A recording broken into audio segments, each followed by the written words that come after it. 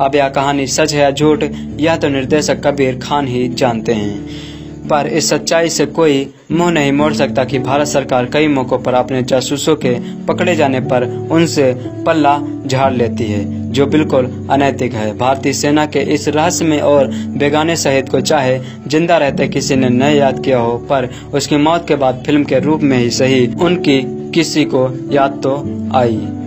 सलमान खान अभिनीत फिल्म एक था टाइगर 2012 में देश में सबसे अधिक तलाशी गई ऑनलाइन फिल्म के रूप में उभरी थी, जबकि शहरों के लिए जानकारियों की तलाश में दिल्ली शीर्ष पर रहा था। सर्च इंजन गूगल के मुताबिक फिल्मों में एक था टाइगर के बाद राउडी राठौर और दूसरी सबसे अधिक तलाशी गई फिल्म रही वही जन्नत 2, हाउसफुल 2, राज 3 और जिस्म 2 क्रमशः तीसरे, चौथे, पांचवें और छठे पायदान पर रही थी।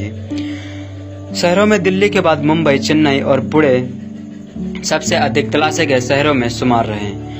ग्रेटर नोएडा में यमुना एक्सप्रेसवे को खोला जाना स्थानीय स्तर पर सबसे अधिक तलाशी जाने वाली घटना रही।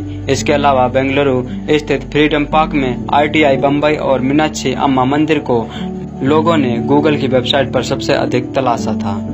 दोस्तों, मैं टाइगर जिंदा है मूवी को यूट्यूब पर अपलोड नहीं कर सकता क्योंकि इस मूवी के मालिक इसे हमें यूट्यूब पर अपलोड करने की परमिशन नहीं दे रहे हैं। लेकिन दोस्तों, इस वीडियो में मैं आपको बताऊंगा कि टाइगर जिंदा है रिलीज होते वक्त कितनी इसको मुश्किलों का सामना करना पड़ा था। आइए जानते हैं। दोस्तों, टाइगर जिंदा है 22 दिसंबर 2017 को रिलीज भारतीय अली अब्बास जफर द्वारा निर्देशित बॉलीवुड फिल्म है। यह 2012 में आई फिल्म एक था टाइगर का दूसरा भाग है और टाइगर की दूसरी फिल्म श्रृंखला है। यह फिल्म 22 दिसंबर 2017 को रिलीज हुई थी। फिल्म में एक बार फिर सलमान खान और कैटरीना कैफ दोनों की जोड़ी नजर आई थी। दोस्तों, इसके निर्देशक थे अली अब्बास जफर और इसके निर्माता थे आदित्य चोपड़ा। दोस्तों, इसमें गाने दिए थे प्रीतम ने और जो बैकग्राउंड म्यूजिक था वो था विशाल शेखर का। दोस्तों, इसके संवादक थे आरती बाज और ये मूवी थी 145 मिनट की। ये हिंदी भाषा में थी, भारत में रिलीज हुई थी और इस मूवी की लागत थी 210 करोड़ रुपए।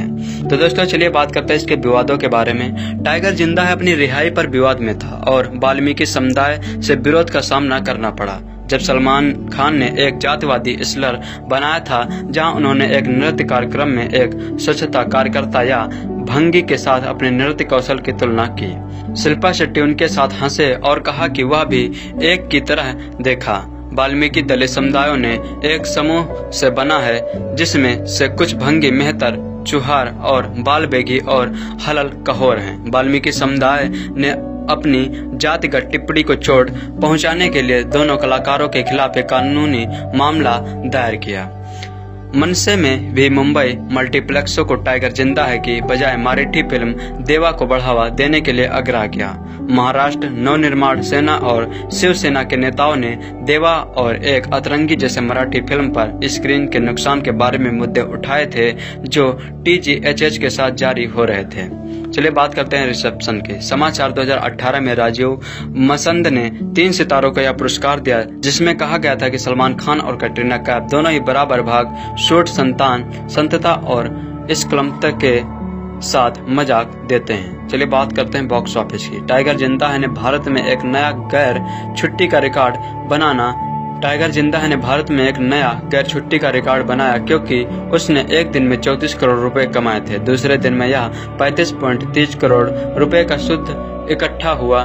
फिल्म में अपने तीसरे दिन Baahubali 2 the conclusion rate 45.53 crore रुपए के नेट ग्रॉस के साथ और हिंदी फिल्म उद्योग के लिए सबसे अधिक बार का दूसरा सबसे उच्चतम दिन दर्ज किया। 1.14 बिलियन से अधिक के 3 दिन के कुल सकल संग्रह के साथ टाइगर जिंदा है कि सभी समय का दूसरा सबसे ऊंचा सप्ताहांक बाहुबली 2 द कंक्लूजन के बाद और बाहुबली फिल्म उद्योग में सभी समय के उच्चतम प्रारंभिक सप्ताहांक था। टाइगर जिंदा है ने भारत में पहले 4 दिनों में 154 करोड़ रुपए की कमाई की थी। टाइगर जिंदा है क्योंकि यह 2 दिनों में $2 मिलियन कमाता है। US कनाडा में एक दिन में 450,000, ब्रिटेन में 150 यूरो की स्वीकृत इस फिल्म ने विदेशों में अपने शुरुआती सप्ताहांत में $7 मिलियन कमाए थे, जिसमें अमेरिका, कनाडा में $2 बिलियन शामिल थे। इस फिल्म ने अपने शुरुआती सप्ताहांत में दुनिया भर से 190 करोड़ रुपए कमाए। 25 दिसंबर 2017 तक इस फिल्म ने दुनिया भर में 256 करोड़ US $40 की कमाई की थी, जिसमें भारत ने रेट 170.75 करोड़ US, 31 मिलियन और 58.3 करोड़ 9.1 अमेरिकी डॉलर विदेश से कमाए थे। चलिए बात करते हैं इसके संगीत की। विशाल डडलानी और नेहा भसीन द्वारा रचित स्वैग से स्वागत नामक ये 24 घंटों के भीतर यूट्यूब में सबसे ज्यादा बार देखा गया वीडियो सॉन्ग बन चुका था। फिल्म का गाना स्वैग से करेंगे सबका स्वागत इतना हिट हुआ था कि अरबी भाषा में इस गाने को रिलीज किया गया। यश राज फिल्म्स ने स्वैग से स्वागत गाने का अरबिक भाषा में भी रिलीज किया था। इस गाने को रबी बदौर ब्रिगेड यागी ने बनाया था। बॉलीवुड के टाइगर यानी सलमान खान की फिल्म टाइगर जिंदा है रिलीज हो चुकी थी। इस बार टाइगर मोहब्बत के लिए नहीं बल्कि देश के लिए लड़ते नजर आए थे। फिल्म में टाइगर 40 नर्स और 25 भारतीय और 15 पाकिस्तानी को आतंकवादियों से बचाता नजर आता है जो इराक में फंसी हुई हैं। फिल्म टाइगर जिंदा है की कहानी एक असली घटना से प्रेरित है। बता दें 2014 में इराक के सुन्नी आतंकी संगठन ISIS ने 46 नर्स को बंधक बना लिया था, जिसके बाद उन्हें एयरलिफ्ट कर वापस भारत लाया गया था। आइए जानते हैं क्या यह कहानी जो बिल्कुल फिल्म की कहानी से मेल खाती नजर आती है या नहीं। फिल्म में टाइगर ने बचाई 40 नर्स, लेकिन रियल में कितनी थी। फिल्म में बताया कि टाइगर यानी सलमान खान 40 नर्स की जान आतंकियों से बचाता है, जिसमें 25 भारतीय और 15 पाकिस्तानी नर्स हैं। लेकिन असली कहानी में 46 नर्स हैं जो भारत के केरल की हैं। किसी भी दूसरे देश के नर्स शामिल नहीं हैं। सरकार ने चलाया था ऑपरेशन। फिल्म में बताया गया है कि रॉ एजेंट टाइगर नर्स को बचाने के लिए इराक जाते हैं और आतंकवादियों से लोहा लेते हैं। अकेले दम पर वो नर्स की जान बचाते हैं, लेकिन असली कहानी में पिक्चर बिल्कुल अलग है। ये सरकार का ऑपरेशन था और इसमें किसी भी मारधाड़ की खबर नहीं आई थी। इराक सरकार ने साथ मिलकर मोदी सरकार नर्स को भारत लाने में कामयाब हो पाई थी। विदेश मंत्री सुषमा स्वराज ने समय समय पर लोगों को इस बात की जानकारी भी दी थी। सरकार लगातार नर्सों के संपर्क में थी। नहीं था पाकिस्तान का कोई रोल। फिल्म में 25 भारतीय और 15 पाकिस्तानी नर्स को बचाया गया है, लेकिन असली स्टोरी में सरकार 46 भारतीय नर्स को बचाती है, जिसमें कोई भी किसी दूसरे देश की नर्स नहीं थी। यही नहीं, एयर इंडिया के विशेष विमान से 46 नर्स के साथ 183 यात्रियों को भी लेकर आया गया था। एक था टाइगर का सीक्वल टाइगर जिंदा है, 5 साल बाद आया था। टाइगर जिंदा है कुछ सच्ची घटनाओं से प्रेरित होकर बनाई गई थी। इराक से सबसे खतरनाक आतंकवादी संगठन ISIS ने 25 भारतीय नर्सों को पकड़ लिया था। उनसे छुड़ाना हर किसी के बस की बात नहीं थी। ऐसे में याद आती है टाइगर की, जो कि एक इंडियन एजेंट है। वह बेहद चालाक, खतरनाक और दुश्मनों से आगे की सोचता है। टाइगर को नर्सों को छुड़ाने का मिशन सौंप दिया जाता है। इराक में टाइगर के इस मिशन में साथ होती हैं पाकिस्तानी जासूस जोया। दोनों मिलकर अपने मिशन को सफल बनाने में जुट जाते हैं। फिल्म में कई इंटरनेशनल लोकेशन पर फिल्माया गया है। फिल्म में थ्रिल, रोमांस, मनोरंजन और हैरत अंगेज एक्शन है। टाइगर जिंदा है के ट्रेलर में हर वो बात है जो एक ब्लॉकबस्टर फिल्म में होनी चाहिए। डिटेल में जाने से पहले हम ये बता दें कि टाइगर जिंदा है के ट्रेलर में इमोशन है, ड्रामा है, एक्शन है, कटरीना का ग्लैमर है, भव्य लोकेशंस है और सलमान खान है। टाइगर जिंदा है ट्रेलर के शुरू होते ही पहला डायलॉग ही फिल्म का मिजाज बयां कर देता है। इराक का शहर दिखाते हुए बैकग्राउंड में आवाज आती है, जब से दुनिया बनी है हर कोने में सिर्फ एक ही जंग हुई है, सही और गलत की। रोशनी के अंधेरे की और फिर बेहद जबरदस्त बैकग्राउंड स्कोर के साथ आतंकवाद की खौफनाक शक्ल, किस तरह से आतंकवादी मासूम लोगों को मौत का शिकार बना रहे हैं। IS नाम के आतंकवादी ऑर्गेनाइजेशन ने 25 भारतीय नर्स को किडनैप कर लिया है। फिर सवाल उठता है उन्हें बचाएगा कौन, और जवाब आता है टाइगर। फिर है सलमान खान की डैशिंग एंट्री। बर्फ की लोकेशन में स्कीइंग में छलांग लगाते सलमान खान, दुश्मनों को नेस्त नाबूद करते सलमान खान और एक्शन के दौर उन्हीं की आवाज में डायलॉग आता है। शिकार तो सब करते हैं, लेकिन टाइगर से बेहतर शिकार कोई नहीं करता। टाइगर जिंदा है फिल्म की एक झलक। दरअसल इस फिल्म की कहानी इराक में 46 नर्सों के ISIS द्वारा अपहरण कर लिए जाने की घटना से जुड़ी है। यह घटना इराक में सद्दाम हुसैन के गृहनगर तिकरीत की है, जहां के एक अस्पताल में ये नर्सें काम करती थी। जब आईएस ने इस शहर पर कब्जा किया तो इन नर्सों को आतंकवादियों ने बंधक बना लिया था। जून 2014 में जब यह खबर दुनिया के सामने आई थी तो हंगामा मच गया था। बेहद नाटकीय ढंग से उन नर्सों को सकुशल बचाया गया था। भारत के विदेश मंत्रालय ने बाद में विस्तार से जानकारी दी थी कि किस तरह इन नर्सों को गोपनीय ढंग से 2 बसों में बैठाकर एक अज्ञात जगह ले जाया गया था। सलमान खान की फिल्म टाइगर जिंदा है एक ऐसे समय में आ रही थी जब भारत सरकार इराक से मोसुल शहर में लापता हुए 39 भारतीय मजदूरों की तलाश में अभियान चल रही है। ऐसी घटना भी उसी दौरान हुई थी जब इराक में नर्सों को बंधक बना लिया गया था।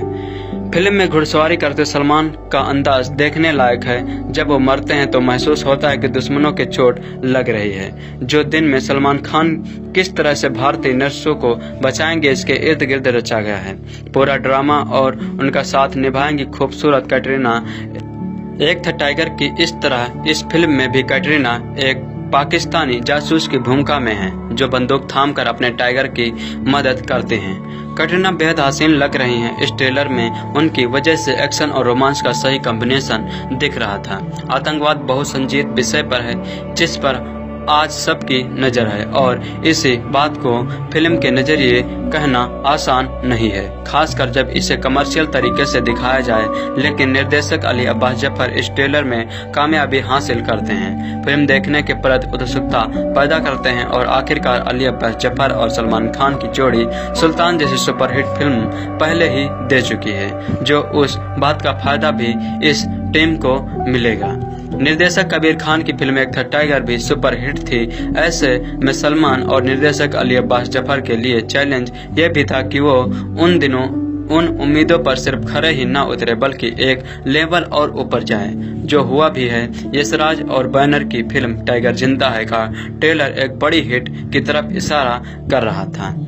देशभक्ति और सलमान का अंदाज इस ट्रेलर को दिलचस्प बनाते हैं। यह सलमान के लिए भी जरूरी था क्योंकि उनकी पिछली फिल्म ट्यूबलाइट बॉक्स ऑफिस पर वो कारनामा नहीं दिखा पाई थी जिसकी उन्हें उम्मीद थी। टाइगर जिंदा है के ट्रेलर का आखिरी डायलॉग जब सलमान बोलते हैं, उस्मान अगर तुझ में दम है तो मुझे रोक के दिखा, इसके बाद सलमान के फैंस को तालियां और सीटी बजाने से कोई रोक नहीं पाता है।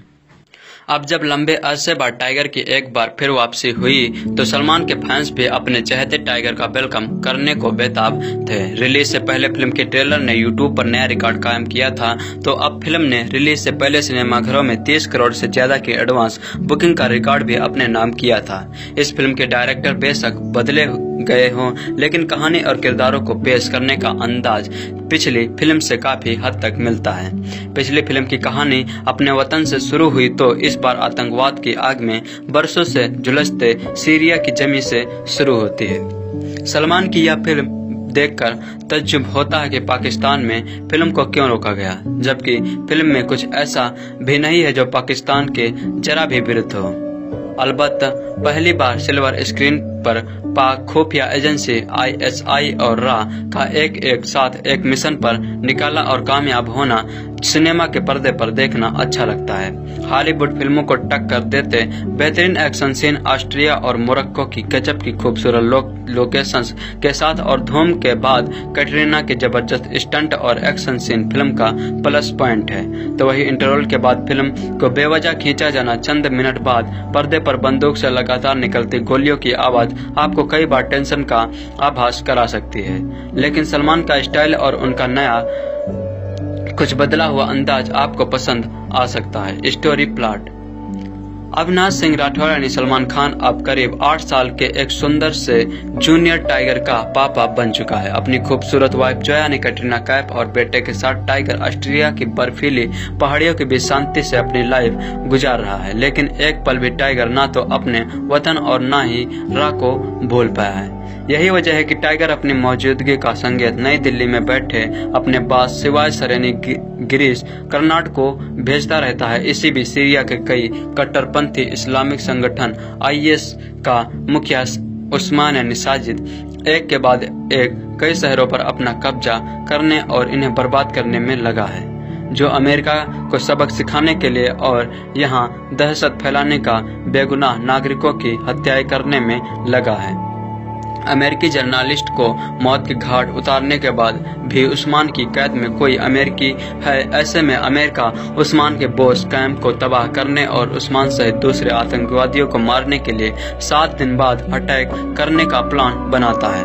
उस्मान के इसी अड्डे में भारत और पाकिस्तान की करीब 46 से ज्यादा नर्स भी हैं जो उस्मान और उसके साथ बगदादी के कब्जे में हैं। अब इन भारतीय नर्सों को भारत वापस लाने का मिशन रा प्रमुख सिनाई टाइगर को सौंपते हैं। टाइगर अपनी टीम में अपने विश्वासपात्र साथियों के साथ जाता है तो वही कभी पाक खुफिया एजेंसी की खास एजेंट रही जोया खान भी IS और उस्मान की गिरफ्त से पाकिस्तानी नर्सों को बचाने के मिशन पर सीरिया पहुंचते हैं। टाइगर के साथ रा की टीम और जोया के साथ ISI के 2 लोग भी यहाँ इन सब की मदद करने में लग जाते हैं। करीब 25 साल से ऑयल रिफाइनरी के लिए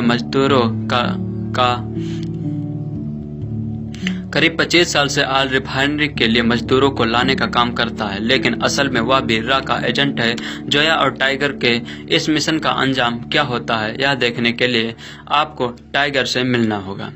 पूरी फिल्म सलमान के कंधों पर टिकी है। लंबे अरसे बाद सलमान को इस फिल्म में जबरदस्त एक्शन करते देख उनके फैंस जरूर खुश हुए थे। फिल्म के क्लाइमेक्स में सलमान का शर्ट उतारकर हॉलीवुड फिल्मों के एक्शन स्टार की तरह भारी भरकम बंदूक और स्टेट गन को चलाना सिंगल स्क्रीन पर जादू चला सकता था। जोया के रोल में कैटरीना का जवाब नहीं था। उन पर फिल्माए कुछ एक्शन सीन काफी अच्छे थे। यकीनन ऐसे खतरनाक स्टंट सीन के लिए भी कैटरीना ने काफी मेहनत की थी। अन्य कलाकारों में राकेश के रोल में कुमुद मिश्रा और आतंकी सरगन उस्मान के रोल में साजिद ने बेहतरीन परफॉर्मेंस दी थी। राचेब के रोल में गिरीश कर्नाड काफी जमे थे। डायरेक्टर अली अब्बास जफर की स्क्रिप्ट पर अच्छी पकड़ थी। फिल्म की गति जोरदार थी जो आपको एक पल भी स्क्रीन से नजर हटाने का मौका नहीं देती है। इंटरवल के बाद न जाने क्यों फिल्म के क्लाइमेक्स को खींचा गया है। करीब 3.25 घंटे की फिल्म में एक्शन की भरमार फैमिली क्लास को शायद न जमे। फिल्म का म्यूजिक रिलीज से पहले ही हिट हो चुका था। स्वैग से करेंगे सबका स्वागत का फिल्मांकन गजब का था। चलिए बात करते हैं कि क्यों देखे। सलमान और कैटरीना की दमदार केमिस्ट्री और हैरत अंगेज स्टंट एक्शन सीन के साथ फिल्म में एक अच्छा मैसेज भी है। अगर आप सलमान के फैन हैं तो 100% यह फिल्म आपको निराश नहीं करेगी। वही अगर आप पहली फिल्म से इसकी तुलना करेंगे या कोई नया सोचकर इसे देखेंगे तो शायद अपसेट हो सकते हैं। हाँ, फिल्म का क्लाइमैक्स ऐसा है कि टाइगर के एक बार फिर वापस आने की उम्मीद है। 2012 में आई फिल्म एक था टाइगर का दूसरा भाग है और टाइगर की दूसरी फिल्म श्रृंखला है। यह फिल्म 22 दिसंबर 2017 को रिलीज हुई थी। फिल्म में एक बार फिर सलमान खान और कैटरीना कैफ दोनों की जोड़ी नजर आई थी। दोस्तों, इसके निर्देशक थे अली अब्बास जफर और इसके निर्माता थे आदित्य चोपड़ा। दोस्तों, इसमें गाने दिए थे प्रीतम ने और जो बैकग्राउंड म्यूजिक था वो था विशाल शेखर का। दोस्तों, इसके संवादक थे आरती बाज और ये मूवी थी 145 मिनट की। ये हिंदी भाषा में थी, भारत में रिलीज हुई थी और इस मूवी की लागत थी 210 करोड़ रुपए। तो दोस्तों, चलिए बात करते हैं इसके विवादों के बारे में। टाइगर जिंदा है अपनी रिहाई पर विवाद में था और वाल्मीकि समुदाय से विरोध का सामना करना पड़ा जब सलमान खान ने एक जातिवादी स्लर बनाया था, जहां उन्होंने एक नृत्य कार्यक्रम में एक स्वच्छता कार्यकर्ता या भंगी के साथ अपने नृत्य कौशल की तुलना की। शिल्पा शेट्टी उसके साथ हंसे और कहा कि वह भी शेट्टी उनके साथ हंसे और कहा कि वह भी एक की तरह देखा। वाल्मीकि दलित समुदायों ने एक समूह से बना है जिसमें से कुछ भंगी, मेहतर, चुहार और बाल बेगी और हलल कहोर हैं। वाल्मीकि समुदाय ने अपनी जातिगत टिप्पणी को चोट पहुंचाने के लिए दोनों कलाकारों के खिलाफ एक कानूनी मामला दायर किया। मनसे में भी मुंबई मल्टीप्लेक्सों को टाइगर जिंदा है की बजाय मराठी फिल्म देवा को बढ़ावा देने के लिए आग्रह किया। महाराष्ट्र नवनिर्माण सेना और शिवसेना के नेताओं ने देवा और एक अतरंगी जैसे मराठी फिल्म पर स्क्रीन के नुकसान के बारे में मुद्दे उठाए थे जो TGHH के साथ जारी हो रहे थे। चलिए बात करते हैं रिसेप्शन की। समाचार 2018 में राजीव मसंद ने 3 सितारों को यह पुरस्कार दिया जिसमें कहा था कि फिल्म में अपने तीसरे दिन Baahubali 2 the conclusion rate 45.53 crore रुपए के नेट ग्रॉस के साथ और हिंदी फिल्म उद्योग के लिए सबसे अधिक बार का दूसरा सबसे उच्चतम दिन दर्ज किया। 1.14 बिलियन से अधिक के 3 दिन के कुल सकल संग्रह के साथ टाइगर जिंदा है कि सभी समय का दूसरा सबसे ऊंचा सप्ताहांक बाहुबली 2 द कंक्लूजन के बाद और बाहुबली फिल्म उद्योग में सभी समय के उच्चतम प्रारंभिक सप्ताहांक था। टाइगर जिंदा है ने भारत में पहले 4 दिनों में 154 करोड़ रुपए की कमाई की थी। टाइगर जिंदा है क्योंकि यह 2 दिनों में $2 मिलियन कमाता है। यूएस कनाडा में एक दिन में 450,000, ब्रिटेन में 150 यूरो की स्वीकृत इस फिल्म ने विदेशों में अपने शुरुआती सप्ताहांत में $7 मिलियन कमाए थे, जिसमें अमेरिका कनाडा में $2 बिलियन शामिल थे। इस फिल्म ने अपने शुरुआती सप्ताहांत में दुनिया भर से 190 करोड़ रुपए कमाए। 25 दिसंबर 2017 तक इस फिल्म ने दुनिया भर में 256 करोड़ US $40 की कमाई की थी, जिसमें भारत ने रेट 170.75 करोड़ US 31 मिलियन और 58.3 करोड़ 9.1 अमेरिकी डॉलर विदेश से कमाए थे। चलिए बात करते हैं इसके संगीत की। विशाल डडलानी और नेहा भसीन द्वारा रचित स्वैग से स्वागत नामक ये 24 घंटों के भीतर यूट्यूब में सबसे ज्यादा बार देखा गया वीडियो सॉन्ग बन चुका था। फिल्म का गाना स्वैग से करेंगे सबका स्वागत इतना हिट हुआ था कि अरबी भाषा में इस गाने को रिलीज किया गया। फिल्म में टाइगर 40 नर्स और 25 भारतीय और 15 पाकिस्तानी को आतंकवादियों से बचाता नजर आता है जो इराक में फंसी हुई है। फिल्म टाइगर जिंदा है की कहानी एक असली घटना से प्रेरित है। बता दें 2014 में इराक के सुन्नी आतंकी संगठन ISIS ने 46 नर्स को बंधक बना लिया था, जिसके बाद उन्हें एयरलिफ्ट कर वापस भारत लाया गया था। आइए जानते हैं क्या यह कहानी जो बिल्कुल फिल्म की कहानी से मेल खाती नजर आती है या नहीं। फिल्म में टाइगर ने बचाई 40 नर्स, लेकिन रियल में कितनी थी।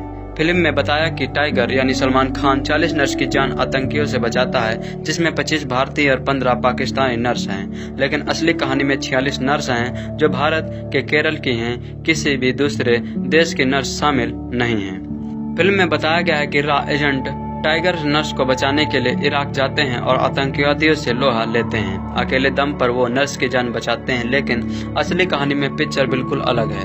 ये सरकार का ऑपरेशन था और इसमें किसी भी मारधाड़ की खबर नहीं आई थी। इराक सरकार ने साथ मिलकर मोदी सरकार नर्स को भारत लाने में कामयाब हो पाई थी। विदेश मंत्री सुषमा स्वराज ने समय समय पर लोगों को इस बात की जानकारी भी दी थी। सरकार लगातार नर्सों के संपर्क में थी। नहीं था पाकिस्तान का कोई रोल। फिल्म में 25 भारतीय और 15 पाकिस्तानी नर्स को बचाया गया है, लेकिन असली स्टोरी में सरकार 46 भारतीय नर्स को बचाती है, जिसमें कोई भी किसी दूसरे देश की नर्स नहीं थी।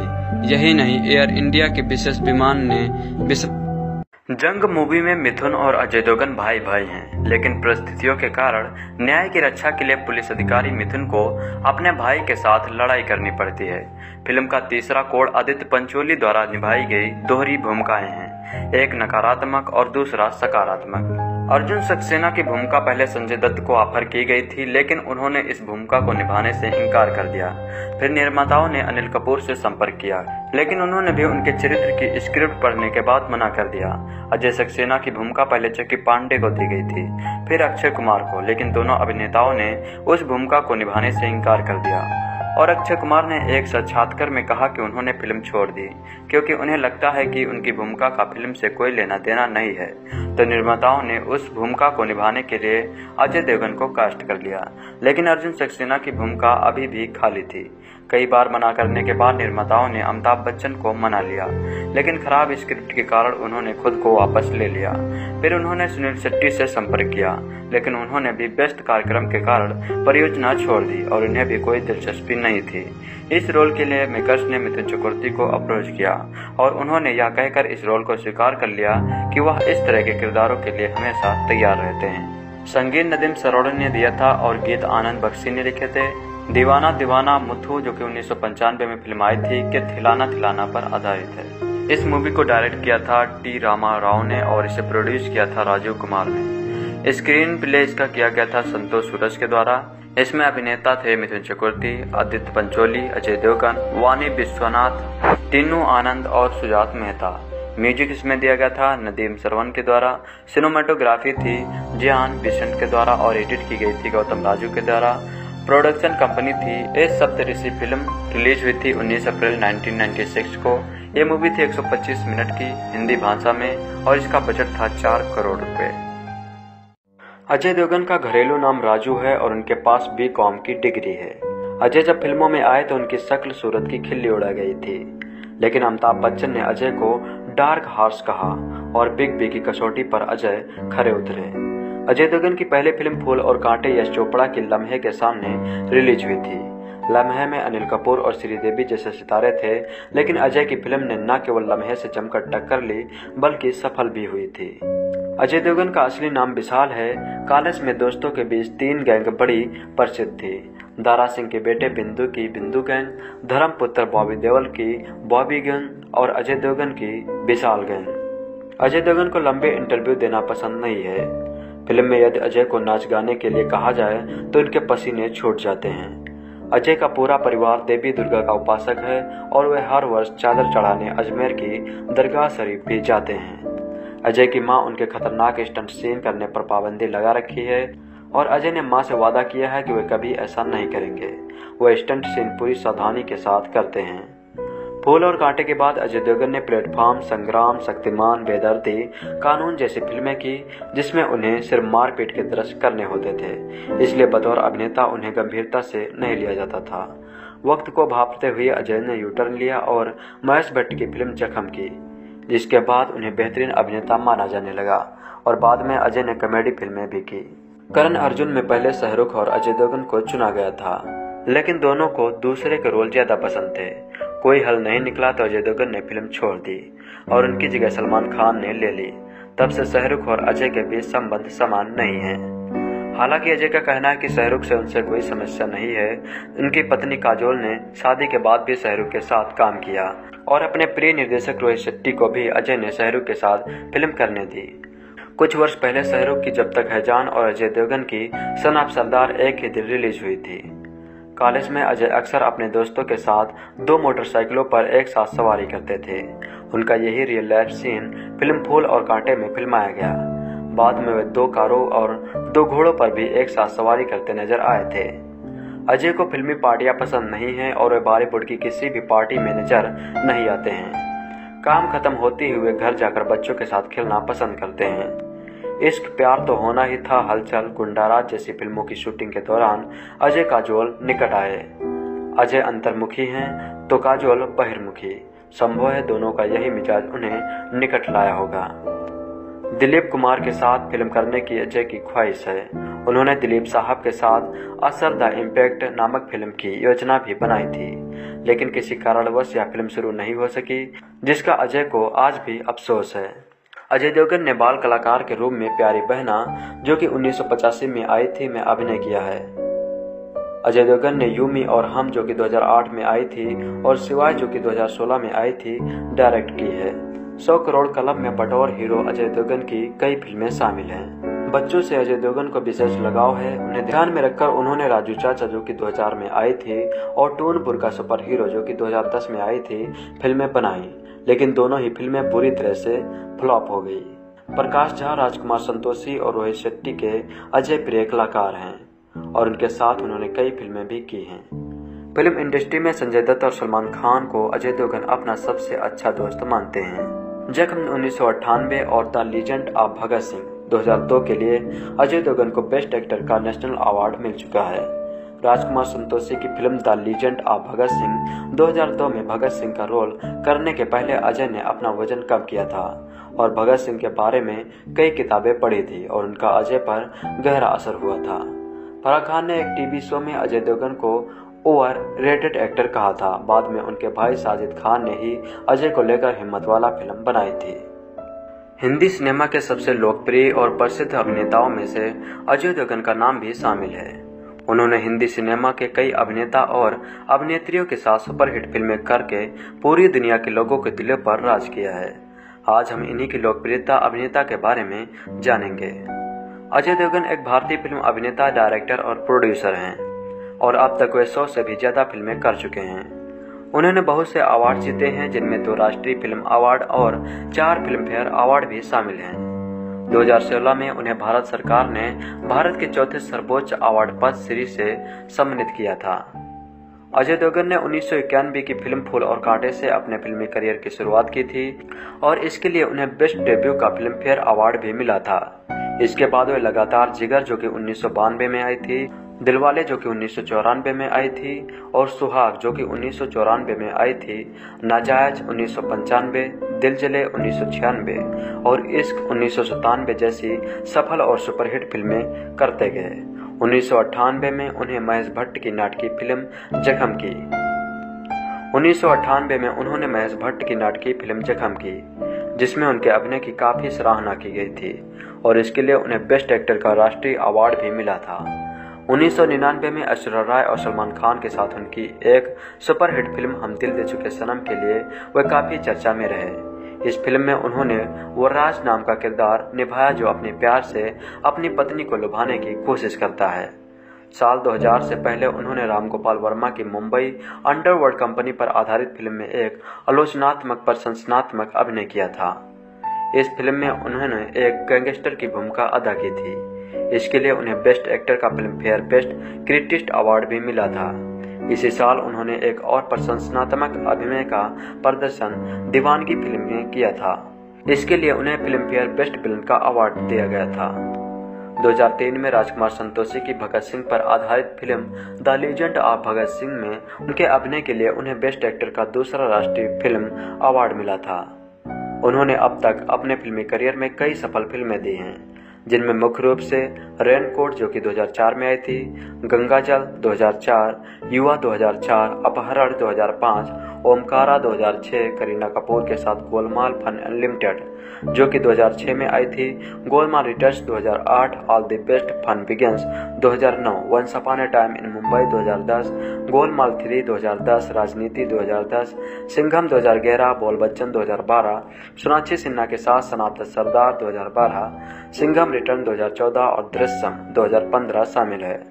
अब तक वे 100 से भी ज्यादा फिल्में कर चुके हैं और इस तरह से उन्होंने अपने आप को बॉलीवुड का बेहतरीन और सबसे सफल अभिनेता भी साबित किया है। इसके साथ साथ अजय की प्रोडक्शन कंपनी अजय फिल्म्स भी है, जिसकी स्थापना उन्होंने साल 2000 में की थी।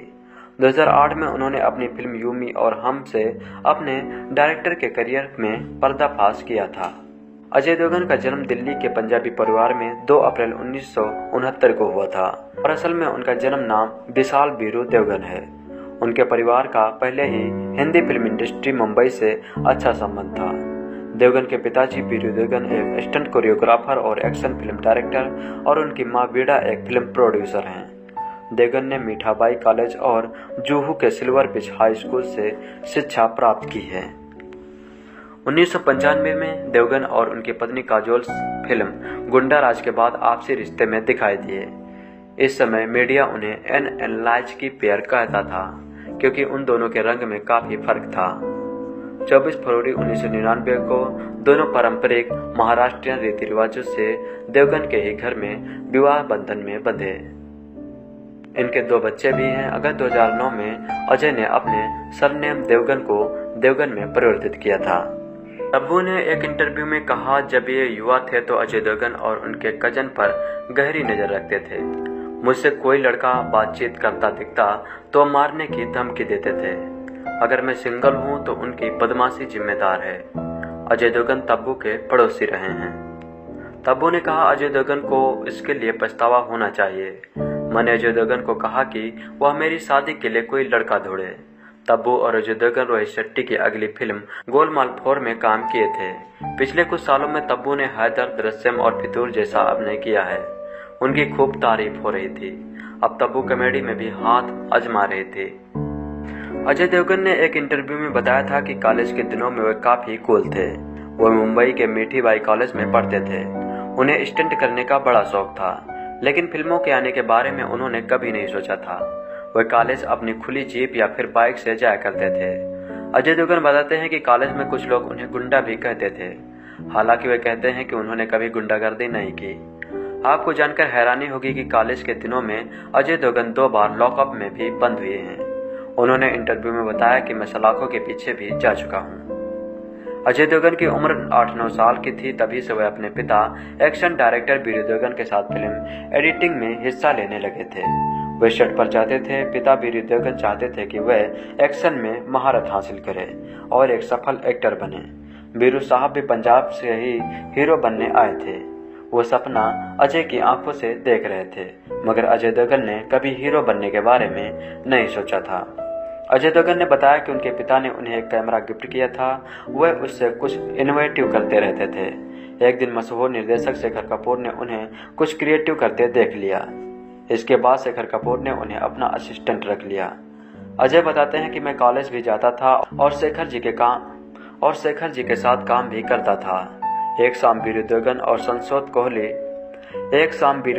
संतोष कोहली मीटिंग कर रहे थे। अजय देवगन को बुलाया गया। अजय के पिता ने उन्हें बताया कि कोहली साहब एक फिल्म बना रहे हैं। फिल्म का नाम था फूल और कांटे। अजय ने अपने पिता को कहा, मैं अभी 18 साल का हूँ, कॉलेज जाता हूँ, मुझसे नहीं होगा। इसके कुछ समय बाद ही वे साल 1990 के अक्टूबर में फूल और कांटे की शूटिंग कर रहे थे। फिल्म में लॉन्च करने से पहले ही वीरू देवगन अपने बेटे अजय को महेश भट्ट के पास ले गए थे। तब महेश भट्ट ने कहा कि इनकी आंखें बहुत कुछ अपने भीतर छुपाए हैं। इससे वीरू देवगन का काफी उत्साह बढ़ गया। अजय देवगन भारतीय हिंदी फिल्मों उद्योग बॉलीवुड के एक जाने माने अभिनेता, फिल्म निर्माता और निर्देशक हैं। उन्होंने अपना फिल्मी सफर सन 1991 की फिल्म फूल और कांटे से शुरू किया था। 1999 में उन्हें महेश भट्ट निर्देशित फिल्म जख्म और 2002 में राजकुमार संतोषी निर्देशित film the legend of Bhagat Singh के लिए सर्वश्रेष्ठ अभिनेता का राष्ट्रीय फिल्म पुरस्कार प्राप्त हुआ था। अजय देवगन का जन्म 2 अप्रैल 1961 को दिल्ली में हुआ था। वह मूल रूप से पंजाब से आते हैं। उनके पिता वीरू देवगन हिंदी फिल्मों में स्टंटमैन थे। अजय की मां बीड़ा देवगन ने कुछ फिल्मों का निर्माण किया था।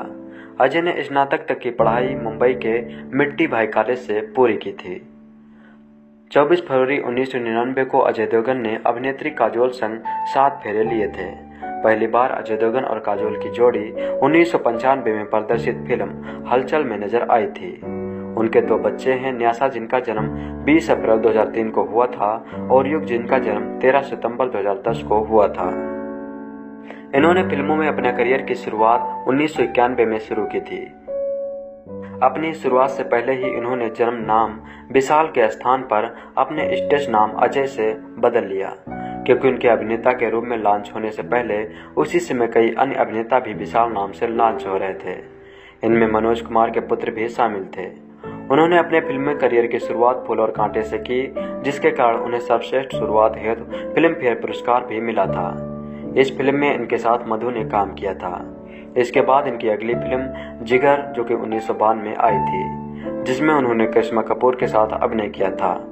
यह फिल्म दिवाली के सप्ताहांत में रिलीज हुई और उस वर्ष की सबसे अधिक कमाई करने वाली 7वीं फिल्म बन गई। इस फिल्म ने बॉक्स ऑफिस पर कुल 7 करोड़ रुपए की कमाई की थी। दोस्तों, मिथुन चक्रवर्ती के बचपन का नाम गौरांग चक्रवर्ती है। इनका जन्म जून 16, 1952 को हुआ था। ये भारत के राष्ट्रीय फिल्म पुरस्कार प्राप्त कर चुके एक फिल्म अभिनेता हैं, सामाजिक कार्यकर्ता, उद्यमी और राज्यसभा के सदस्य हैं। मिथुन ने अपने अभिनय की शुरुआत कला फिल्म मर गया, जो कि 1976 में आई थी, से की थी, जिसके लिए उन्हें सर्वश्रेष्ठ अभिनेता के लिए पहला राष्ट्रीय फिल्म पुरस्कार प्राप्त हुआ था। 1980 के दशक के अपने सुनहरे दौर में एक डांसिंग स्टार के रूप में उनके बहुत सारे प्रशंसक बने और खुद को उन्होंने भारत के सबसे लोकप्रिय प्रमुख अभिनेता के रूप में स्थापित किया। विशेष रूप से 1982 में बहुत बड़ी हिट फिल्म डिस्को डांसर में स्ट्रीट डांसर जिमी की भूमिका ने उन्हें लोकप्रिय बनाया था। इनका जन्म कलकत्ता में हुआ था और कलकत्ता के ही विख्यात स्टार्च कॉलेज से उन्होंने रसायन विज्ञान में बीएससी स्नातक की डिग्री हासिल की। उसके बाद वे भारतीय फिल्म और टेलीविजन संस्थान पुणे से जुड़े और वहीं से स्नातक भी किया। यह बहुत ही कम लोगों को ज्ञात है कि मिथुन फिल्म उद्योग में प्रवेश करने से पहले एक कट्टर नक्सली थे, लेकिन उनके परिवार को कठिनाई का सामना तब करना पड़ा जब उनके एकमात्र भाई की मौत दुर्घटनावश बिजली के करंट लगने से हो गई। इसके बाद मिथुन अपने परिवार में लौट आए और नक्सली आंदोलन से खुद को अलग कर लिया। हालांकि ऐसा करने के कारण नक्सलियों से उनके जीवन को खतरा उत्पन्न हो सकता था, क्योंकि नक्सलवाद को वन वे रोड माना जाता रहा। यह उनके जीवन का एक महत्वपूर्ण मोड़ साबित हुआ और जीवन में उन्हें एक आइकॉनिक दर्जा प्रदान करने में प्रमुख कारण बना। यह बात भी कम लोग जानते ही हैं कि उन्होंने मार्शल आर्ट में महारत हासिल की है। मिथुन ने भारतीय अभिनेत्री योगिता बली से शादी की और वे 4 बच्चे, 3 बेटे और 1 बेटी के पिता हैं। बड़ा पुत्र मेमो चक्रवर्ती, जिन्होंने 2008 में बॉलीवुड फिल्म जिमी से अपने अभिनय जीवन की शुरुआत की। उनका दूसरा बेटा रिमो चक्रवर्ती, जिसने फिल्म फिर कभी में छोटे मिथुन की भूमिका में अभिनय किया। मिथुन के अन्य 2 बच्चे नामासी चक्रवर्ती और दिशानी चक्रवर्ती भी पढ़ाई कर रहे हैं।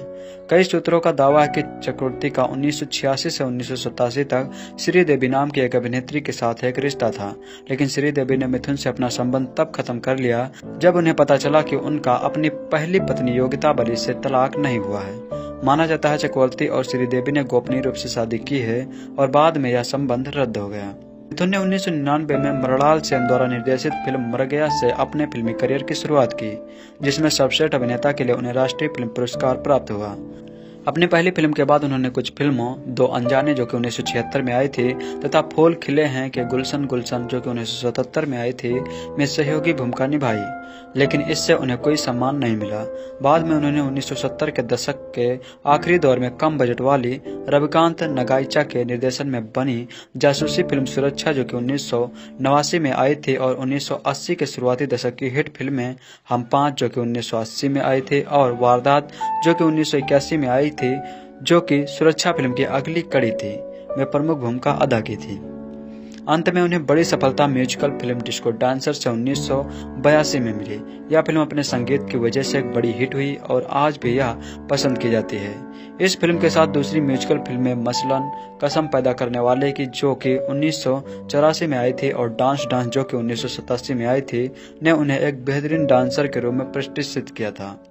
1980 के दशक के दौरान उन्होंने रोमांटिक और पारिवारिक ड्रामा वाली कई सफल फिल्में मुझे इंसाफ चाहिए जो कि 1983 में आई थी, प्यार झुकता नहीं जो कि 1985 में आई थी, स्वर्ग से सुंदर जो कि 1986 में आई थी, प्यार का मंदिर जो कि 1988 में आई थी, में मुख्य भूमिकाओं में अभिनय किया है। इन फिल्मों की गिनती आज भी उनकी सबसे सफल व्यावसायिक फिल्मों में होती है। वांटेड जो कि 1983 में आई थी, बॉक्सर 1984 में आई थी, जागीर 1984 में आई थी, जाल जो कि 1986 में आई थी, वतन के रखवाले 1987 में आई थी, कमांडो, वक्त की आवाज, गुरु, मुर्जिम और दुश्मन जैसी फिल्मों में उन्हें एक एक्शन हीरो के रूप में मान्यता प्राप्त हुई। 1980 के दशक के मध्य में उन्हें अमिताभ बच्चन के एक प्रतिद्वंदी के रूप में देखा जाने लगा, क्योंकि उन्होंने दर्जनों एक्शन और ड्रामा से भरपूर फिल्में की, जिससे उनकी छवि एक एंग्री मैन की बनी जो समाज की बुराइयों और भ्रष्टाचार से लड़ता है। उनकी यह खासियत बच्चन जैसी ही थी।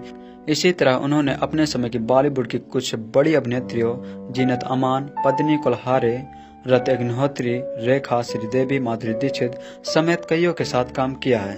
मिथुन को न केवल व्यावसायिक सफलता मिली बल्कि समालोचकी की प्रशंसा भी प्राप्त हुई। मर गया, तहादेदार कथा और स्वामी विवेकानंद में उनके अभिनय की व्यापक रूप से सराहना की गई और उन्हें राष्ट्रीय फिल्म पुरस्कार से भी सम्मानित किया गया। उन्होंने 2 फिल्म फेयर पुरस्कार जीते। 1990 की फिल्म अग्निपथ में फिल्म फेयर पुरस्कार का सर्वश्रेष्ठ अभिनेता के लिए और फिल्म जल्लाद में फिल्म फेयर सर्वश्रेष्ठ खलनायक के लिए उन्हें पुरस्कृत किया गया। इसके अलावा प्यार का मंदिर जो कि 1988 में आई थी और मुजरिम जो कि 1989 में आई थी, में उनके अभिनय को सराहा गया। 1990 के दशक के अंतिम चरण में वे मुंबई से ऊटी चले गए और वहां पर उन्होंने अपना होटल व्यवसाय स्थापित किया। सही मायने में वे एक दशक तक वन मैन इंडस्ट्री बने रहे। उन्होंने 12 साल से अधिक समय तक 80 से अधिक फिल्मों में काम किया। उसके बाद उन्होंने अपना ध्यान मुख्य धारा के हिंदी सिनेमा से हटाकर कम बजट की बी ग्रेड फिल्मों में अभिनय करने लगे। ये फिल्में मुख्य रूप से मध्य प्रदेश और बिहार के दर्शकों के लिए बनाई जाती रहीं, जहां मिथुन के प्रशंसक अब भी भरे पड़े हैं। 1994 और 1999 तक लगातार 5 वर्ष के लिए वे देश के सबसे बड़े करदाता रहे। इसके बाद 2005 में फिल्म ऐलान के साथ उनकी वापसी मुख्य धारा की हिंदी फिल्म उद्योग में हुई, जो सफल नहीं रही। Lucky no time for love जो कि 2005 में आई थी, जैसे कुछ फिल्मों में सहायक भूमिकाओं में आने के बाद कल्पना लाजमी की चिंगारी जो कि 2005 में आई थी में उनके अभिनय को सराहा गया। 2007 में आई मणिरत्नम की हिट फिल्म गुरु के लिए उन्हें समालोचकों की प्रशंसा प्राप्त हुई। उसी के बाद गुरु उनकी व्यावसायिक रूप से सफल होने वाली पहली फिल्म रही। 2008 में मिथुन की 4 फिल्में रिलीज हुई, my name is Anthony Gonsalves, Don Muthuswami, C company और हीरोज, जिनमें हीरोज अच्छी चली और डॉन मुथुस्वामी में उनकी कॉमेडी को पसंद किया गया। उनकी ताजा तरीन फिल्मों में सुभाष घई की फिल्म युवराज में उन्होंने कैमियो की भूमिका अदा की, जबकि Chandni Chowk to China box office पर असफल रही। उनकी जोर लगा के हैया ने उनके अंतर्राष्ट्रीय पुरस्कार जीते। उनकी आने वाली फिल्मों में जिंदगी तेरे नाम, सलमान खान के साथ वीर, डिम्पल कपाड़िया के साथ फिल्म फिर कभी राव, बाबर और कन्नड़ फिल्म मणिक, मिथुन दा की ताजा रिलीज सोहम शाह द्वारा निर्देशित संजय दत्त के साथ अभिनीत फिल्म लक ने शुरुआत तो अच्छी की पर कुल मिलाकर औसत रही, लेकिन अपने बोल्ड विषय के कारण फिल्म चल चले ने समीक्षकों की सराहना प्राप्त हुई। बॉलीवुड करियर के मनांतर मिथुन चक्रवर्ती अपनी मातृभाषा बंगला फिल्मों में उतने सफल नहीं रहे। हालांकि उनकी यथावर्धती या कला फिल्मों को सराहा गया, जहां उनके मंचे हुए अभिनय के कारण उन्हें पुरस्कार प्राप्त हुए। देवश्री राय और अनिल चटर्जी के साथ 1982 में आई उनकी फिल्म तेरी को बड़ी सफलता मिली थी। ऋतिक रोशन और टाइगर श्रॉफ के फैंस तो ये सुनकर ही बावरे हो गए कि उनके दोनों फेवरेट स्टार एक ही फिल्म में थे। अब उन्हें कहानी या गाने से कोई मतलब नहीं था। उनकी तबीयत बिग स्क्रीन पर दोनों एक्शन स्टार्स को एक साथ देखकर ही हरी हो गई थी। ऋतिक और टाइगर के फैंस का मजा दोगुना इसलिए भी हो गया कि जिस अंदाज में वे अपने फेवरेट स्टार को देखना चाहते थे, यानी कि हड्डी तोड़ एक्शन और जबरदस्त डांस, वैसे ही ऋतिक और टाइगर वार फिल्म में नजर आए थे। ऋतिक को टाइगर अपना आदर्श मानते हैं और वे इस बात पर फूले नहीं समा रहे हैं कि ऋतिक के साथ उन्हें स्क्रीन शेयर करने को मिल रही है। वैसे फिल्म में मजेदार ऋतिक को जोरदार टक्कर देते नजर आएंगे। फिल्म के ट्रेलर ने खासा हंगामा मचा दिया है और इस बात को छोड़ भी दिया जाए कि फिल्म कितना कलेक्शन करेगी, लेकिन यह बात तो तय है कलेक्शन रिकॉर्ड तोड़ रहेंगे। ट्रेलर देखकर कहानी का अंदाजा लगाया जा सकता है। वैसे भी एक्शन फिल्मों की कहानी सरल और सीधी होती है, एक्शन ही इसे मसालेदार बनाता है। टाइगर श्रॉफ के किरदार का नाम खालिद और ऋतिक रोशन के किरदार का नाम कबीर है। खालिद एक भारतीय सैनिक है जिसे कबीर को खत्म करने का जिम्मा दिया गया है। कबीर भी पहले सैनिक था लेकिन अब विद्रोही बन गया है। मजेदार बात यह है कि खालिद को संवारने का काम कबीर ने ही किया था। अब इन दोनों के बीच युद्ध है, कौन किस पर भारी पड़ा है यह तो फिल्म देखकर ही पता चलेगा। फिल्म में एक हीरोइन भी है, वाणी कपूर। कहने वाले कह रहे हैं कि वाणी को साइन कर फिल्म निर्माताओं ने पैसे बचा लिए। कोई नामी गिरामी हीरोइन रखते तो बात कुछ और ही होती। वैसे भी ऋतिक टाइगर के होते हुए हीरोइन के लिए बचता ही क्या है। फिल्म के निर्देशक सिद्धार्थ आनंद का कहना है, जब आप भारत के 2 बड़े और बेहतरीन एक्शन सुपरस्टार को एक फिल्म में लाते हैं और उन्हें एक दूसरे के खिलाफ खड़ा करते हैं तो आपको ऐसे शीर्षक की जरूरत होती है जो एक बड़े प्रदर्शन के वादे को सही ठहराए। ऋतिक और टाइगर एक दूसरे को बेरहमी से पीटते हुए नजर आएंगे और दर्शक देखना चाहेंगे कि इस अविश्वसनीय लड़ाई में कौन किसको पछाड़ता है। ऋतिक रोशन और टाइगर श्रॉफ एक साथ फिल्म में हो तो आप क्या उम्मीद करेंगे? खूब सारा एक्शन और फिल्म में बढ़िया वाला डांस। सिद्धार्थ आनंद टाइगर और ऋतिक को एक साथ लेकर एक एक्शन फिल्म बनाई है जिसका नाम है वार। सिद्धार्थ आनंद ने फिल्म में ऋतिक और टाइगर का अच्छा इस्तेमाल किया है। ऋतिक रोशन जहां कमाल के लगे हैं वहीं टाइगर भी उन्हें कड़ी टक्कर दे रहे हैं। फिल्म के एक्शन सीन पर काफी ज्यादा काम किया गया है। वार की कहानी कबीर यानी ऋतिक रोशन और खालिद यानी टाइगर श्रॉफ की है। टाइगर शिष्य होते हैं, वही ऋतिक उनके गुरु होते हैं। फिर कुछ ऐसा होता है कि गुरु और शिष्य आमने सामने आते हैं और फिर शुरू होता है एक्शन। खूबसूरत दृश्य में एक्शन के ट्विस्ट और सरप्राइजेशन आपको चौंकाएंगे और हैरान भी करेंगे। ऋतिक रोशन फिल्म वार की जान है। उसका साल्ट एंड पेपर लुक और एक्शन आपको हैरान कर देगा। टाइगर श्रॉफ ने भी ऋतिक को टक्कर देने के लिए अपनी जान लगा दी है। वाणी कपूर का रोल छोटा है लेकिन उन्हें जितना काम दिया गया है वो बेहतरीन है। वो फिल्म में काफी ग्लैमरस अवतार में नजर आ रही हैं। सिद्धार्थ आनंद इससे पहले ऋतिक रोशन को लेकर बैंक बैंक बना चुके हैं। इसके अलावा सलाम नमस्ते और बचना ये हसीनों जैसी फिल्में भी बनाई है। वार में भी डायरेक्टर सिद्धार्थ आनंद खरे उतरते हैं वो फिल्म वार में ऋतिक रोशन और टाइगर श्रॉफ का बखूबी इस्तेमाल करते हैं। फिल्म के गाने पहले ही हिट हो चुके हैं, ओवरऑल म्यूजिक भी अच्छा है, एक्शन सीन तो कमाल के बने हैं। यह फिल्म आपको निराश नहीं करेगी और आपको ऐसा तो बिल्कुल नहीं लगेगा कि आपके पैसे वेस्ट हुए हैं। इंडिया टीवी इस फिल्म को दे रहा है 5 में से 3 स्टार। जब वार फिल्म का ट्रेलर रिलीज हुआ तो ज्यादातर लोग इससे निराश नजर आए। वजह यह थी कि फिल्म के ट्रेलर वीडियो में एक्शन सीन की भरमार कर दी गई थी और रिलेवेंसी के नाम पर ट्रेलर 0 सन्नाटा था। अच्छी बात यह है कि फिल्म के मामले में ऐसा नहीं है।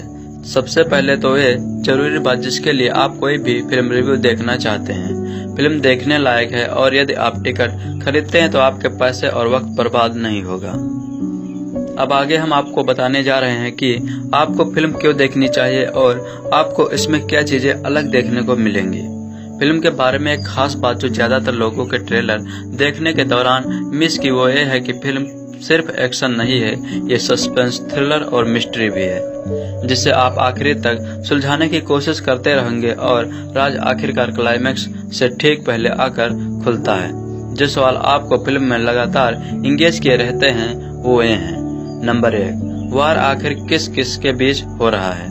नंबर 2, फिल्म के आखिरी में कौन जीतने वाला है। नंबर 3, विलेन ऋतिक और टाइगर में से एक है या कोई और।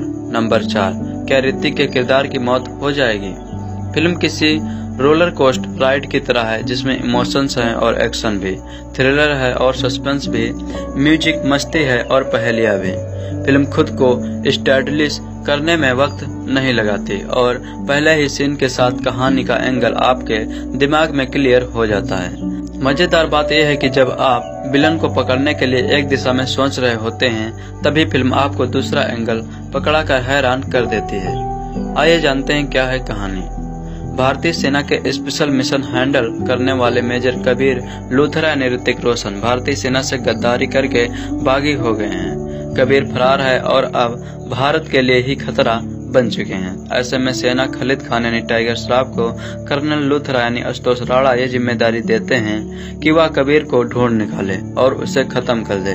खालिद को मेजर कबीर ने ही ट्रेनिंग दी और दोनों एक दूसरे की ताकत और कमजोरियों से अच्छी तरह वाकिफ हैं। खालिद के पिता एक आतंकवादी थे और यही वजह थे कि कबीर ने उसे अपनी टीम में लेने से पहले 1000 बार सोचा था। हालांकि खालिद कबीर का भरोसा जीत पाने में कामयाब रहा और उसने कबीर की टीम में जगह बना ली।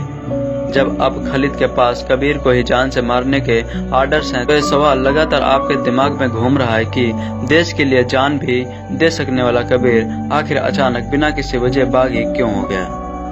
कबीर के बागी हो जाने की वजह क्या है, वह क्यों अचानक अपने ही देश का दुश्मन बन गया। क्या टाइगर श्रॉफ ये वार जीतने वाले हैं या ऋतिक रोशन।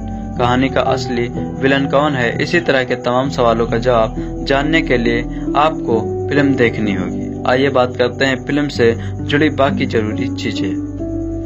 बात करते हैं स्क्रिप्ट की। फिल्म की स्क्रिप्ट काफी टाइट और खूबसूरती के साथ लिखी गई है, हर किरदार को जस्टिफाई करता है और आप कंफ्यूज नहीं होते हैं। सिद्धार्थ आनंद और आदित्य चोपड़ा ने दर्शकों को उस हालत में ला दिया है जहां आइसक्रीम बेचने वाला आपके हाथ में एक कोन पकड़ाकर दूसरा छीन लेता है और बाद में वही कोन दोबारा आपके हाथ में आ जाता है। आप आखिरी तक आइसक्रीम का वेट करते हैं और जब आइसक्रीम आपके हाथ में आती है तो वो खुशी कमाल की होती है। बात करते हैं म्यूजिक की।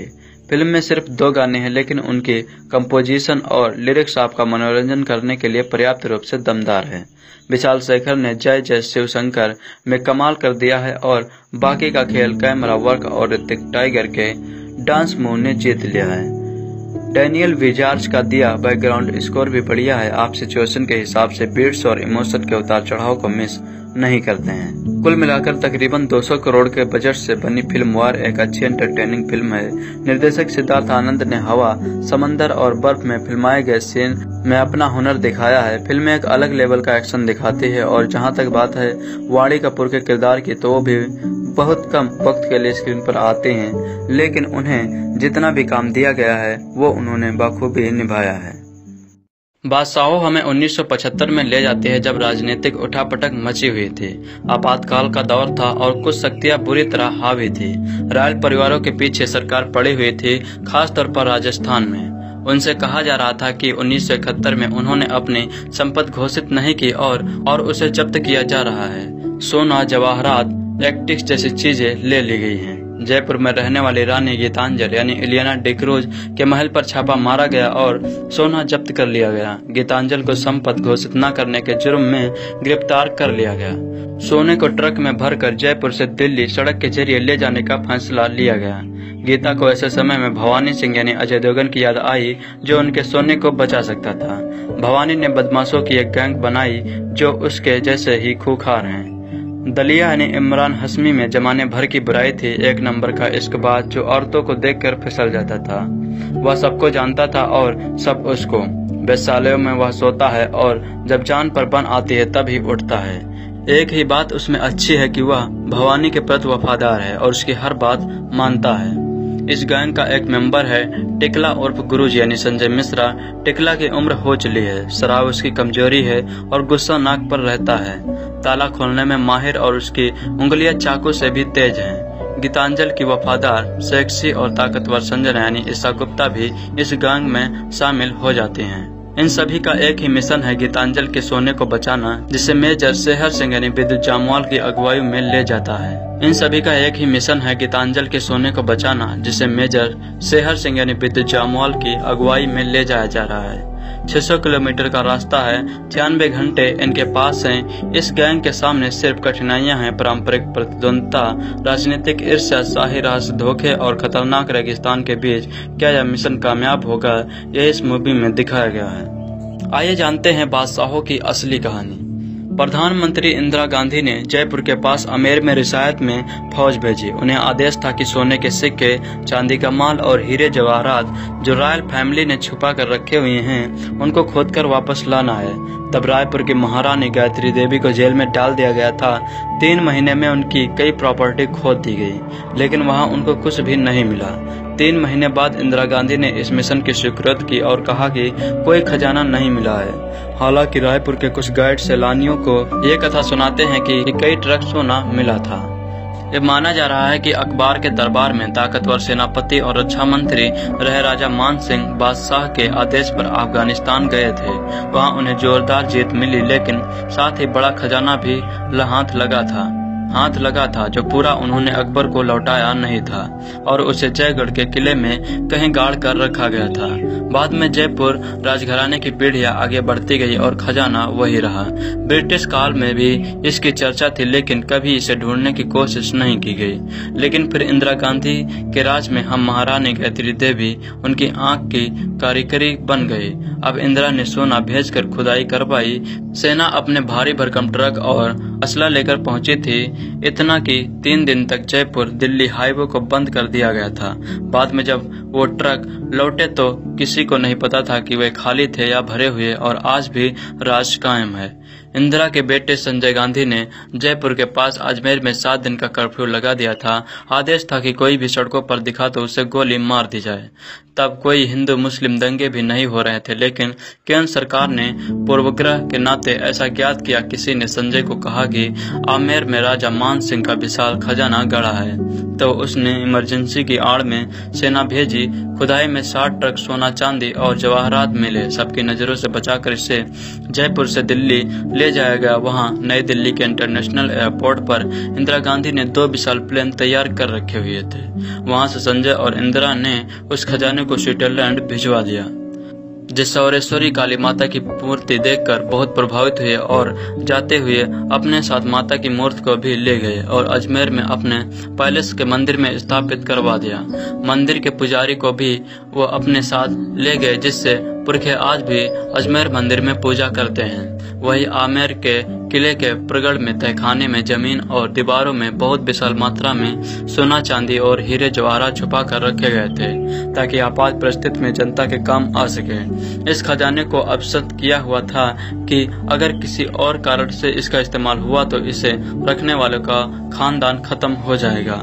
जब संजय गांधी ने अस्पताल के बहाने सारा खजाना ट्रकों में भरकर वहां से निकालकर अपने कब्जे में ले लिया तो उन्हें नहीं पता था कि उसमें उन्हीं काली माता के गहने भी थे। इसी के साथ गांधी परिवार की बर्बादी शुरू हो गई। पहले संजय प्लेन क्रैश में मारे गए, फिर इंदिरा गांधी की हत्या हुई और उसके बाद राजीव गांधी गई। खुद महारानी गायत्री देवी ने सच बताया। चक्रवर्ती राजगोपालचारी की स्वतंत्र पार्टी से जयपुर की पूर्व महारानी गायत्री देवी ने 1962 में लोकसभा का चुनाव लड़ा और कांग्रेस के कैंडिडेट को हरा दिया।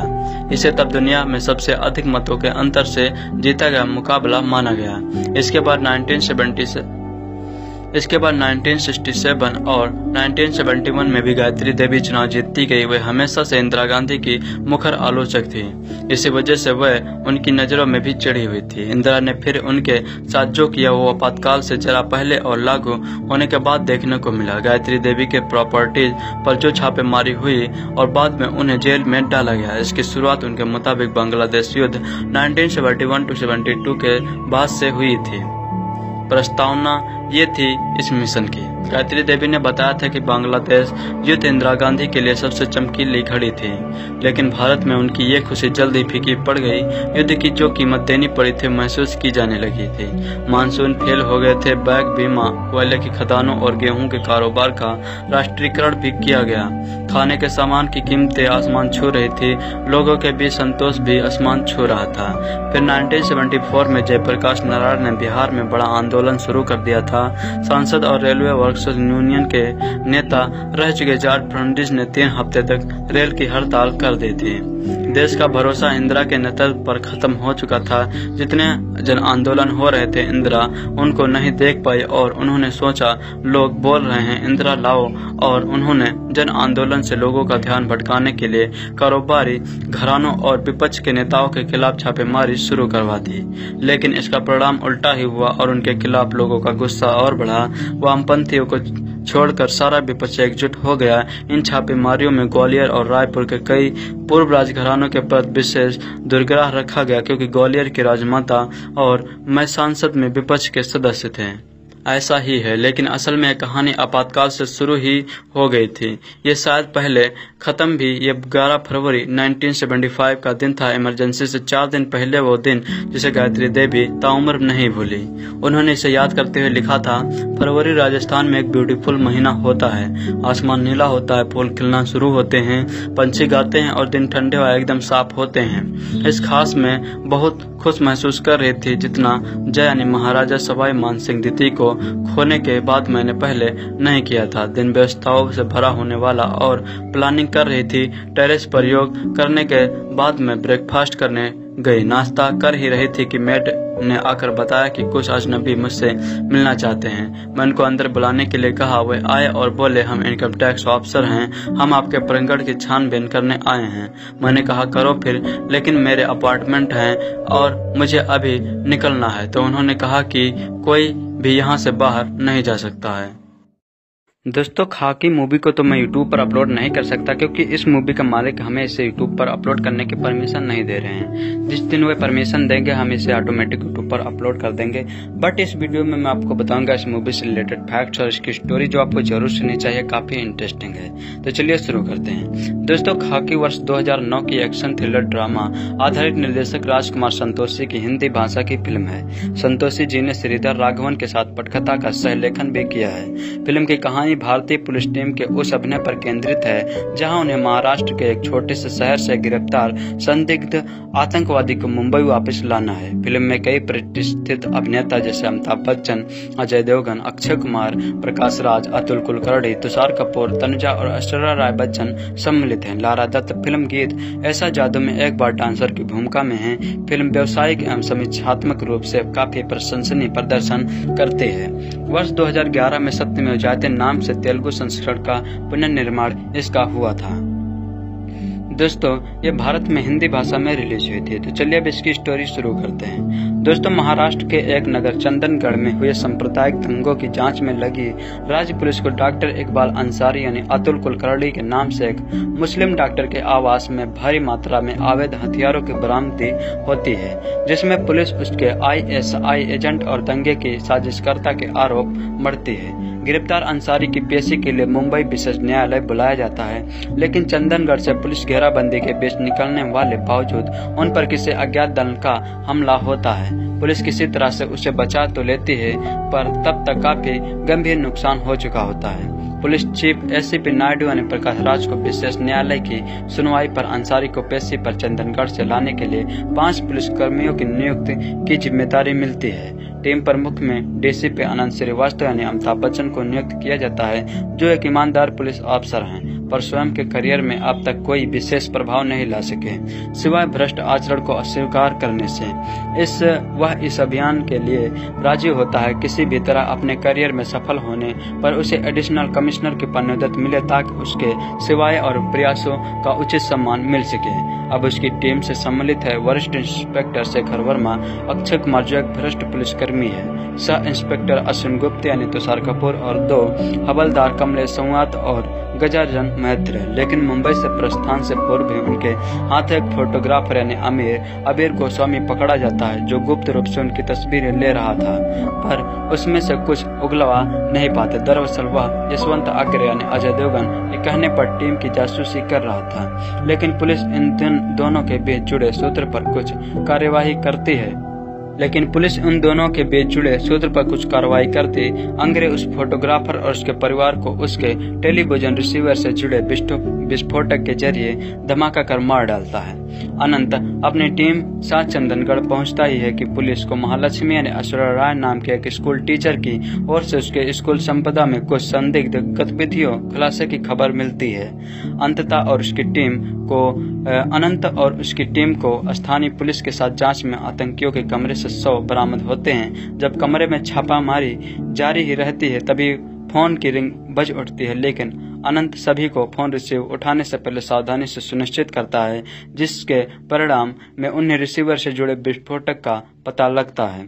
उसे हटाकर फोन रिसीव करने पर कोई जवाब नहीं मिलता। अनंत का विश्वास पुख्ता होता है कि ऐसा गिरोह है जो उन्हें उनके प्रत्येक गतिविधि और इस अभियान की जानकारी प्राप्त होती है, जिससे उन्हें तत्काल योजना में बदलाव लाने का फैसला करना पड़ता है। पुलिस स्टेशन में वापसी दौरान अनंत से मिलने अंसारी की मां तनुजा यह फरियाद लेकर आती है कि उसे 20 राह में न मारकर सीधे अदालत में ले जाएं और सही न्याय कराएं। अनंत उसे आश्वस्त कराता है कि उसके बेटे को जरूर मिलवाएगा। वही अंग्रे की ओर से अनंत को अनजान कॉल मिलती है, लेकिन वह पहचान नहीं पाता और कॉल ट्रेस करने की कोशिश भी नाकाम रहती है। पर तभी उसी लाइन पर उसकी पत्नी और बेटी की आवाज सुनाई पड़ती है। अनंत फौरन घर को फोन लगाता है, लेकिन इससे समन्वय पाकर समझ जाता है कि अग्रे ने महज उसके डराने के लिए रिकॉर्डिंग टेप का इस्तेमाल किया था।